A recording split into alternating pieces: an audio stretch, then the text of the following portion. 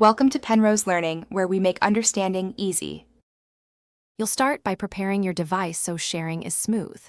Make sure your browser or Meet app is updated and permissions for camera and microphone are granted. This prevents prompts mid-share. Once in the meeting, position the window you want to show and close unrelated tabs to protect privacy. Click Present Now in the meeting controls, then pick your entire screen, window, or Chrome tab, depending on whether you need system audio. Make sure to select Share Audio when showing a video clip.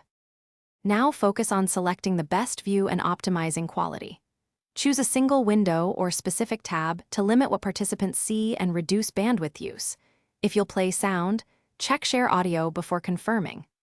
Once sharing, resize your window to match 16:9 or the app's native aspect for clarity, and use presenter view or pinned speaker sparingly. Keep an eye on participant thumbnails and chat so you can pause the presentation and respond without stopping the share. To finish, click Stop Presenting and confirm you've removed sensitive content. This closes the shared feed immediately.